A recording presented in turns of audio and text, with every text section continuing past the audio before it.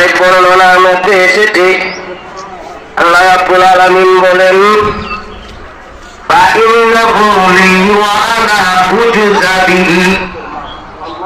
আল্লাহ বলেন রোজার সওয়াব আমি আল্লাহ নিজে হাতে দেব ওয়া আনা উজজা বিহি রোজার প্রতিদান আমি স্বয়ং আল্লাহ সুবহানাল্লাহ।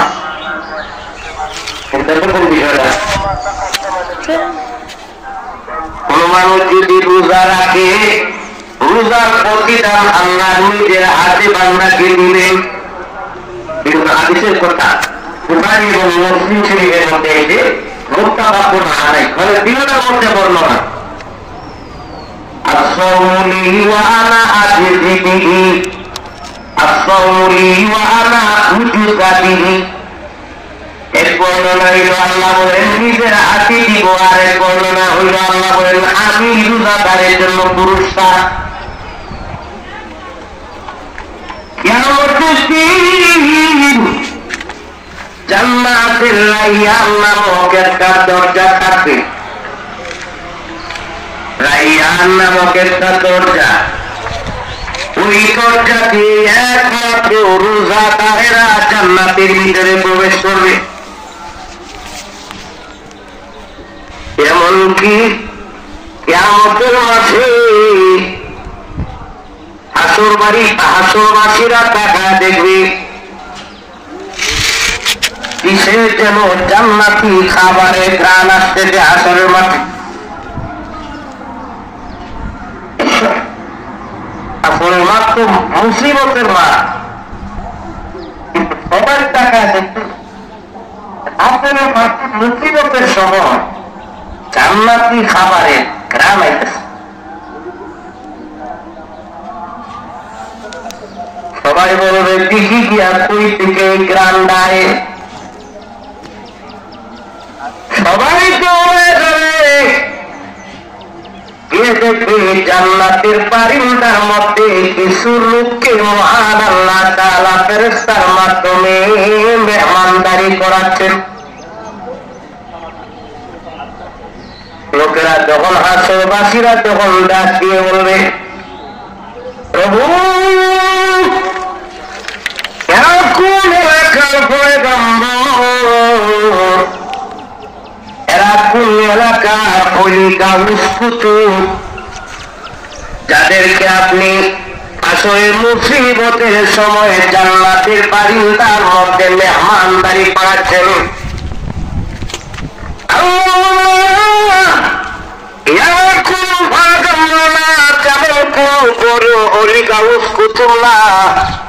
এরা হলো আমি আল্লাহ রোজাদার বান্দা, যারা নাকি ভেড়ের মধ্যে ভূত লইয়াও কাজকর্ম করেছে কিন্তু রোজাটা সারে নাই। সামনে খাবার মাগরিবের সময় ইফতার হাজির সামনে, এমন সময় এদের মধ্যে খিদার কোনো অভাব নাই, কিন্তু একটা সেকেন্ড আগেও পায় না, আগে ঘোষণা দেব কাছে কিন্তু খায় না। ওই যে খাবার সামনে লইয়া এত বড় একটা টেক করলো, আমি আল্লাহ আসরের ময়দানে তাদেরকে মেহমানদারি করতেছি। রোজাদারের পুরস্কার, রোজার পুরস্কার। এরপরে এত বড় পুরস্কার একটা রোজা যারা রাখবে মোটামুটি জাহান্নাম থেকে 1000 বছরের রাস্তা দূরে সে রোজাদারের জন্য আলাদা আরো 2টা পুরস্কার আছে। কি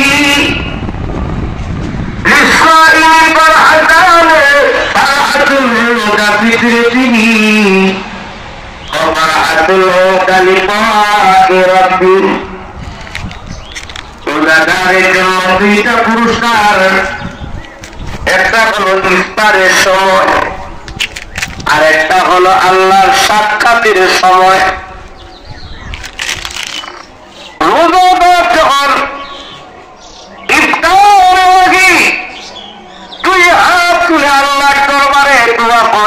রোজাদারের দোয়া আল্লাহ দরবারে কবুল। কারণ হাদিসের মধ্যে এসেছে ইফতারের সময় যদি কোনো দোয়া করে রোজাদার, তার দোয়া আল্লাহ কবুল করে। ইফতারের পূর্ব মুহূর্তে মহান আল্লাহ তাআলা 70,000 নর নারী মহান আল্লাহ তাআলা জাহান্নামের আযাব থেকে মুক্তি দান করে। মাফের ঘোষণা। আর আরেকটা হলো রোজাদারের জন্য সাক্ষাৎ হলো আল্লাহ। রোজাদার আল্লাহ সাক্ষাৎ পাবে। আর পুরস্কার আছে রোজাদারের জন্য। রোজা রাখার কারণে অনেকের মধ্যে স্বাভাবিকভাবে দুর্গন্ধ আসে। দুর্গন্ধ যদি থাকে দেখবেন কেউ কাছে লাগাতে না, কয় মুখের মধ্যে দুর্গন্ধ। কিন্তু আল্লাহ রাব্বুল আলামিন বলেন রোজাদারেরা মুখের মধ্যে যদি তোমাদের দুর্গন্ধ হয়, কেউ কাছে লাগাতে না। বাবাও বলবে যায় এখন গিয়া ব্রাশটা কইরা দাঁতটা কষায় আয়, মুখের মধ্যে দুর্গন্ধ। মাও কাছে জায়গা দিবে না, কেন বলে মুখের মধ্যে দুর্গন্ধ। কিন্তু আল্লাহ রাব্বুল আলামিন বলেন ও রোজাদারেরা, তোমাদের মুখের দুর্গন্ধ আমি আল্লাহর কাছে মেশকে আম্বরের চাইতে আরো প্রিয়। চিন্তা করে রোজাদারকে আল্লাহ রাব্বুল আলামিন কত সুযোগ দিয়েছেন। এই রোজা রাখার কারণে কত মহব্বত আল্লাহকে। দুর্গন্ধ রোজাদারের মুখের দুর্গন্ধ আল্লাহর কাছে সুবহানাল্লাহ। এই জন্য রোজাদার যারা, তারা আল্লাহর আলাদা মায়া। কারণ রোজাদার একমাত্র রাখে মানুষ আল্লাহকে। দুনিয়ার সব কাজে রিয়া আছে, কিন্তু রোজার মধ্যে নাই। সব কাজ দেখানো যায়, নামাজ দেখানো যায়, কোরআন তেলাওয়াত দেখানো যায়, কিন্তু রোজা দেখানো যায় না। না রাখতেও দেখানো যায়, কিন্তু রাখে আল্লাহ কে? আল্লাহর জন্য রাখে। এই জন্য এটার মধ্যে কোনো রিয়া নাই, লৌকিকতা নাই। এই রোজাতে হচ্ছে আল্লাহর জন্য রাখে মানুষ। এই জন্য রোজাদার আল্লাহর কাছে অত্যন্ত প্রিয়, আল্লাহর কাছে অত্যন্ত মহব্বত। এই জন্য যারা নাকি রোজা রাখে এদের মর্যাদা আল্লাহর কাছে অনেক বেশি। তাই রমাদান মাসে আমরা রোজা রাখার চেষ্টা করি। যারা আমরা রোজা গত বছরও ছেড়ে দিয়েছি, এবার চেষ্টা করি একটু বেশি যেন রাখি। আল্লাহ যদি বিপদ রাখতে থাকে, বিপদ হইলে তো আলাদা বিষয়, পরে আবার রাখতে। কিন্তু নিয়ত করেন সবাই যে রোজা রাখতে হবে। এরপরে হাদিস শরীফের মধ্যে আল্লাহ নবী সাল্লাল্লাহু আলাইহি ওয়াসাল্লাম বলেন রমাদান মাস এটা বরকতে পরিপূর্ণ।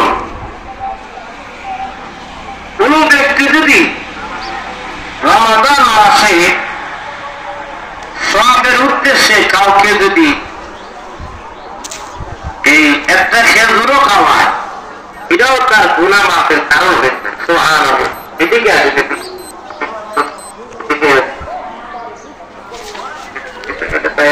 আপনারা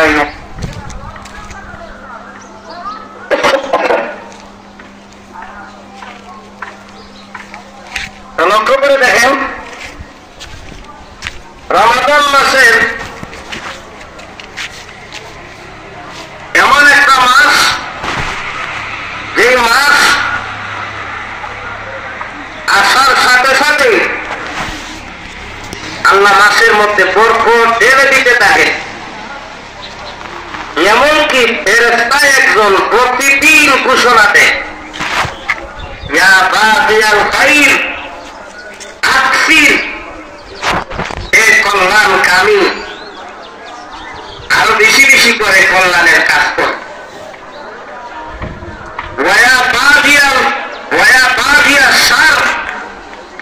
হে অকল্যাণকামী, হে গুনাহগার, গুনার কাজ ছেড়ে দাও। কারণ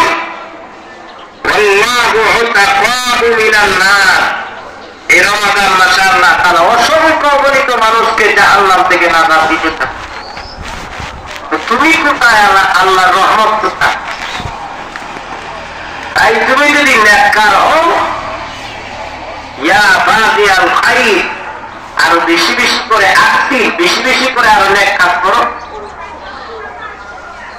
ওয়া বাগিয়াল শার, তুমি যদি গুনাহগার হও রমজান মাসে কি করো? গুনাহ ছেড়ে দাও।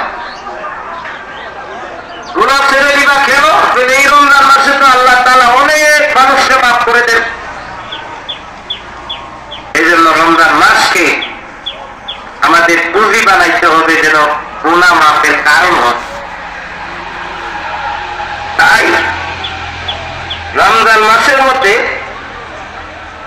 আমরা অধিকতর যে আমল বেশি বেশি করে করব সেটা হলো আমরা কোরআন তেলাওয়াত করব, নামাজ তো করতেই হবে, ফরজ নামাজ তো করতেই হবে। আপনি 5 ওয়াক্ত ফরজ নামাজ পড়বেন অবশ্যই, তবে কোরআন তেলাওয়াতটা বেশি বেশি করে করবেন। আল্লাহ নবী সাল্লাল্লাহু আলাইহি ওয়াসাল্লাম 4টা নির্দেশ দিয়েছেন আমাদেরকে। কয়টা নির্দেশ? 4টা। রাসূল বলেন, হে উম্মত, রমাদান মাস আসার পরে বেশি বেশি করে কালিমায়ে তাইয়্যিবা পাঠ করবা। কালিমায়ে তাইয়্যিবা লা ইলাহা ইল্লাল্লাহ মুহাম্মাদুর রাসূলুল্লাহ। বলেন সবাই, কালিমায়ে তাইয়্যিবা লা ইলাহা ইল্লাল্লাহ মুহাম্মাদুর রাসূলুল্লাহ সাল্লাল্লাহু আলাইহি ওয়াসাল্লাম। এটা বেশি বেশি করে পাঠ করার জন্য রাসূল বলছেন। এরপরে বেশি বেশি করে ইস্তেগফার বেশি বেশি করে পাঠ করতে হবে। আস্তাগফিরুল্লাহ ইন্নাল্লাহা গফুরুর রহিম, আস্তাগফিরুল্লাহ ইন্নাল্লাহা গফুরুর রহিম। এরপরে গুনাহের জন্য মাফ চাইতে হবে, জাহান্নাম থেকে মুক্তি চাইতে হবে। এই আমলগুলো আমরা বেশি বেশি করে করব রমাদান মাসে। কোরআন তেলাওয়াত করব, ফরজ নামাজ করব এবং তাহাজ্জুদের নামাজ পড়ার চেষ্টা করব রমাদান মাসে। প্রত্যেক নামাজের পরে কোরআন তেলাওয়াত করার চেষ্টা করব। এরপরে রমাদান মাসের মধ্যে আপনি আর আমি টাইম বুঝে আমরা সেহরি খেতে হবে এবং ইফতার করতে হবে। ইফতার দেরিতে করা যাবে না, এটা ইহুদি খ্রিস্টানদের কালচার। মানে সময় হয়ে গেলেই ইফতার করতে হবে, সময় হয়ে গেলেই সেহরি খেতে হবে, সময় হয়ে গেলে দেরি করা যাবে না, তাড়াতাড়ি করতে হবে। ইহুদি খ্রিস্টানেরা তারা এইসব বিষয়ে লিপ্ত। সেহরি এরপরে ইফতারের বিষয়ে তারা অলসতা ছিল। এরপরে বিশেষ করে আমরা অনেকে মনে করি যে রোজা তো রাখলাম, ওই সারাদিন নামাজ তো আর এটা রোজার অংশ না বললেই। আপনি একবার মসজিদে আইয়া 20টা রাকাত নামাজ পড়বে, এই নসিব তো রমাদান ছাড়া আর হবে? কি বললাম না? হইব নাকি? রমাদান ছাড়া তো হবে না। 20টা রাকাত নামাজ যাই মসজিদে পড়বে, এটা তো রমাদান ছাড়া হবে না। তারাবির নামাজ সুন্নতে মুআক্কাদা। সুতরাং আপনি যদি 20টা রাকাত তারাবির নামাজ যদি আপনি পড়েন, এতে লাভ কি? বলে তারাবির নামাজে তারা দাঁড়ায়। আল্লাহ রাসূল সাল্লাল্লাহু আলাইহি ওয়াসাল্লাম বলেন, এই নামাজ তাদের জন্য গুনাহ মাফের কারণ হয়েছে। সুবহানাল্লাহ। এরপরে প্রতিটা রুকুতে সওয়াব, প্রতিটা সেজদায় সওয়াব। সওয়াব তো এরকম না 1 রুকুতে 70 রুকু সওয়াব, কারণ এখন তো এই অন্য মাসে একটা রুকু দিলে আপনি 10 রুকুর সওয়াব পাইবেন, 10টা সওয়াব পাইবেন। এখন কি 70 সুবহানাল্লাহ না। এরপর তারাবির নামাজ সুন্নতে মুআক্কাদা, কিন্তু কোরআন তেলাওয়াত শোনা এটা হলো ওয়াজিব। কোরআন তেলাওয়াত শোনা কি? কোরআন তেলাওয়াত শোনা কি? ওয়াজিব। যেখানে কোরআন তেলাওয়াত হবে এখানে উচিত লিখা কেউ যদি নফল নামাজও পড়ে, নফল নামাজ বাদ দিয়া কোরআন তেলাওয়াত সুবহানাল্লাহ বল না। নফলের চাইতে ওয়াজিবের দাম কম না বেশি? কম না? ফরজ ওয়াজিব এই দুইটা জিনিস আপনি মরার আগ পর্যন্ত কাজা আদায় করতে হবে। ফরজ হলো একেবারে নির্ধারিত আপনার উপরে, এটা সিল মারা। ওয়াজিব হইল এটা না করলেই হবে না। যেমন বিজরের নামাজ, এরপরে ফরজ 5 ওয়াক্ত নামাজ, এগুলো আপনি যদি না পড়তে পারেন আগের জীবনে আপনি আদায় করতেন না।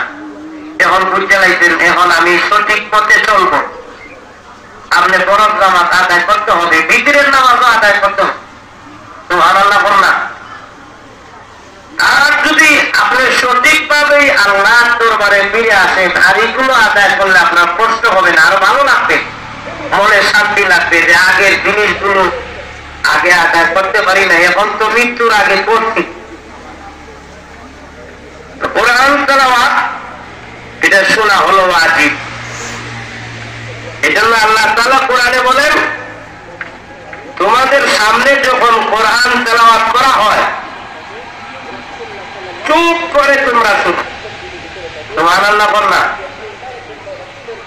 কোরআন তেলাওয়াত যখন কারো সামনে তেলাওয়াত করা হবে তখন কি করে শুনতো? চুপ করে। এটা কিন্তু কোরআনের আয়াত।